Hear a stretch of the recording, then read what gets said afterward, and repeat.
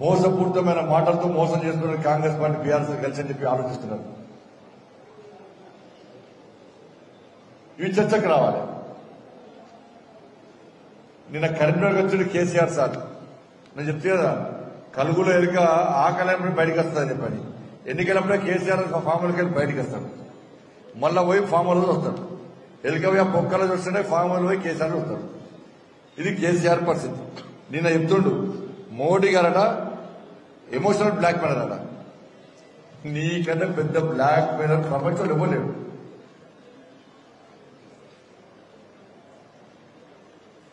నీకంటే పెద్ద black mailer ప్రపంచంలో ఇవ్వలేడు. గూగుల్లో ఉండే వేస్ట్ ఫెలో ఆఫ్ ఇండియా అని కొడితే వచ్చేదే నీ పేరు. వేస్ట్ ఫెలో ఆఫ్ ఇండియా అని వస్తే కొట్టే గూగుల్లో చెక్ చేస్తే వచ్చేదే నీ పేరు. కాబట్టి నువ్వు మొబైల్ పెట్టి చెక్ చేసుకోసారి. 1400 మంది ప్రాణాలు నువ్వు ఎమోషనల్ బ్లాక్ మెయిల్ తోని 1400 మంది ప్రాణాలు బలిగొన్నటువంటి మూర్ఖుడు నేను. 100 ఎలుకలు తిన్న పిల్లి ఏ విధంగా తీర్చాలని పోతుందో ఇవాళ 1400 మంది బలిదానం చేసుకుని వాళ్ళ ప్రాణాలు బలిగొని కోట్ల రూపాయలు సంపాదించుకొని తెలంగాణ రాష్ట్రంలో ఒక్కొక్కరికి పుట్టబోయే బిడ్డ పేరు మీద 1,60,000 రూపాయలు అప్పు చేసి 6 లక్షల కోట్లు తెలంగాణ అప్పులు చేసి మళ్ళా నువ్వు ఏం పెరిగినట్టు ఒక అమాయకుడు లెక్క శుద్ధ పూస లెక్క ఇవాళ తెలంగాణలో ఎన్నికలు వచ్చినాయని తిరిగితే మళ్ళా నీ భాషతో మళ్ళా బ్లాక్ మెయిల్ చేసే ప్రయత్నం చేస్తే నీకంటే బ్లాక్ మెయిలర్ ఎవడో ఒక్కసారి చెప్పు. నువ్వే పెద్ద black mailer.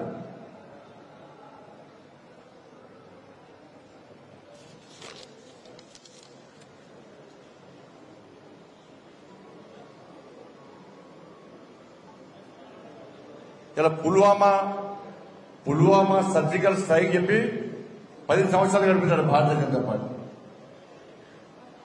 Pulwama surgical strike చేసి దాని విషయంలో నీకు దమ్ముంటే, నువ్వు మొగోడు అయితే, నీలో తెలంగాణ రక్తం ప్రవహిస్తే, నువ్వు ఈ దేశానికి సంబంధించిన వ్యక్తి అయితే ఒక్కసారి సరిహద్దులోకి పోయి ఈ విషయాన్ని మాట్లాడు. అలా జవాన్లు ఉంటారు, జవాన్ల దగ్గర పోయి సర్జికల్ స్ట్రైక్ విషయంలో నీ కరీంనగర్లో చేసిన వ్యాఖ్యలు పోయి అక్కడ వేయి.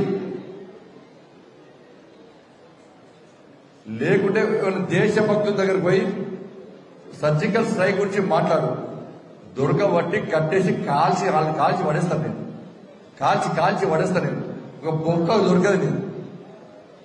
సర్జికల్ స్ట్రైక్ గురించి మాట్లాడితే ఒక బొక్క దొరకదు నేను. రాసిపెట్టుకో పెట్టాను.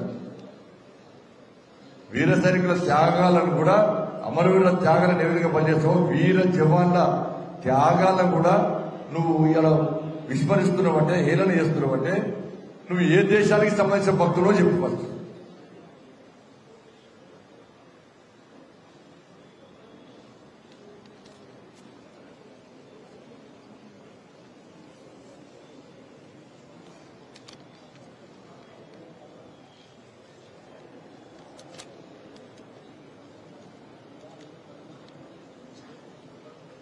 కరీంనగర్ వచ్చి నిన్న మాట్లాడుతున్నాడు.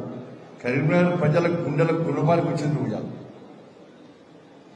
కనీసం కుర్చీలు, బెంచ్లు, టేబుల్ ఇవ్వకుండా కొత్త జిల్లాలు ఏర్పాటు చేసి ఒక హరిఘోష పెడుతున్నావు. ఈ సిరిసిల్ల జిల్లాలో కలెక్టరేట్ కట్టావు. తుంపర పడితే మునిగిపోతుంది. కలెక్టరేట్ తుంపర పడితే సిరిసిల్ల మునిగిపోతుంది. నీ కొడుకు అటే విక్తాడు, నువ్వు అటే విక్తావు.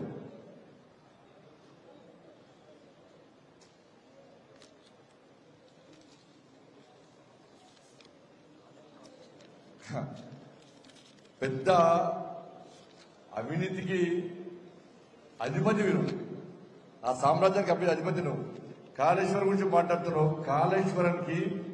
కాళేశ్వరం ప్రాజెక్టుకు జాతీయ హోదా కావాలని కోరినావు. కోరిన వెంటనే డిపిఆర్ ఇవ్వాలి.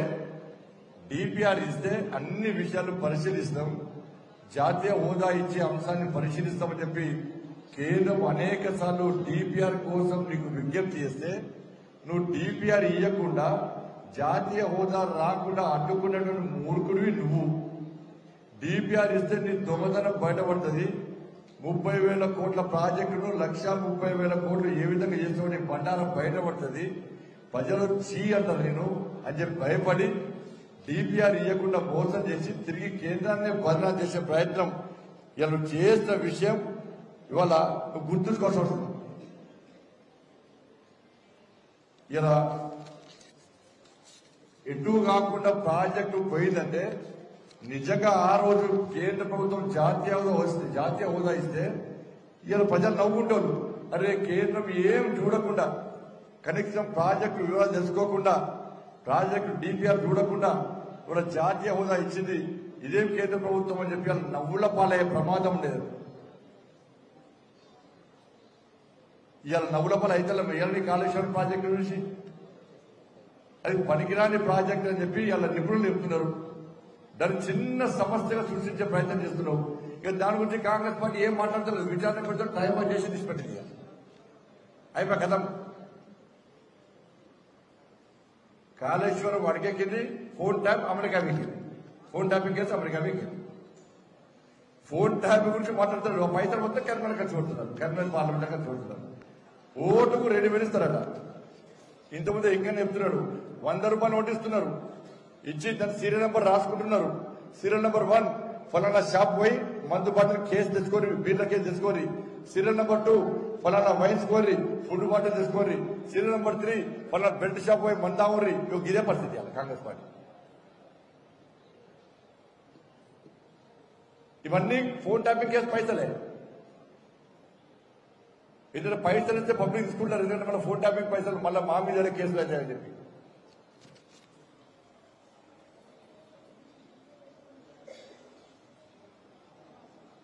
మన నలుగురు ఎంపీలున్నారు, ఏం తీసుకురారట. రా చర్చకు రా, చర్చకు రా, నువ్వు రా, చర్చగా సిద్ధమాను చర్చకు. 10 సంవత్సరాల్లో 10 లక్షల కోట్ల రూపాయలకు పైగా నిధులు ఇచ్చిన విషయాన్ని అనేక సందర్భాల్లో స్పష్టం చేస్తాం. ఇప్పుడు రా, మరి కిషన్ రెడ్డి గారు వస్తారు. పీపీటీ పెడదాం ఎక్కడైనా చౌరస్తాలో. పీపీటీ పెట్టి నువ్వేం చేస్తావు తెలంగాణకు, మేమేం చేస్తామో చూపడదాం. ఆర్టీసీ కార్మికులు ఆత్మహత్య చేసుకున్నది నీ మూర్ఖత్వం వల్ల. వడ్ల కుప్పల మీద రైతులు చచ్చిపోయింది నీ మూర్ఖత్వం వల్ల. ఉద్యోగ ఉపాధ్యాయులు ఆత్మహత్య చేసుకున్నది నీ మూర్ఖత్వం వల్ల. ఇంటర్మీడియట్ విద్యార్థులు ఆత్మహత్య చేసుకున్నది నీ చాతగాని తనం వల్ల. ఉద్యోగాలను యువత ఆత్మహత్య చేసుకుని నీ మూర్ఖత్వం వల్ల. కుటుంబాలు ఆత్మహత్య చేసుకున్నది నీ పార్టీ నాయకులకు అరాచకాల వల్ల.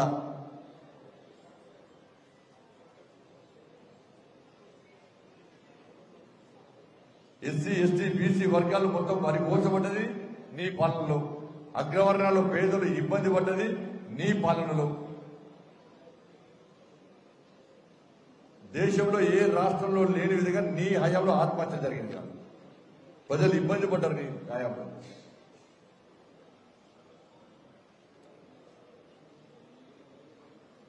కేంద్రం ఇంకా అభివృద్ధి చేద్దామంటే నువ్వు సాగరికి వేములవాడ దేవస్థానాన్ని ప్రసాదం స్కీమ్ కింద పెడదామని చెప్పి కేంద్రం లేఖలు రాస్తే కనీసం స్పందించని మూర్ఖుడి నువ్వు. కొండగట్టు అంజన స్వామి దేవాలయాన్ని రామాయణ సర్కుని పెడదామని కేంద్రం లేఖ రాస్తే స్పందించని మూర్ఖుడి నువ్వు. మళ్ళా నాకేడ పేరు వస్తుందని భయపడి నువ్వు 400 కోట్లు ఇస్తాను. ఏమైంది? ఒక్క పైస ఇయ్యలే. ఆంజనేయ స్వామి కొండగట్టు అంజనకు 100 కోట్లు ఇస్తాను, ఒక్క పైస ఇయ్యలే. సిరిసిలకు వచ్చిన పార్క్ స్ట్రక్చర్ పార్టీస్కపోయి వరంగల్ షిఫ్ట్ చేస్తావు. నీ కొడుకే శుద్ధ పూసరగా మాట్లాడుతున్నాడు.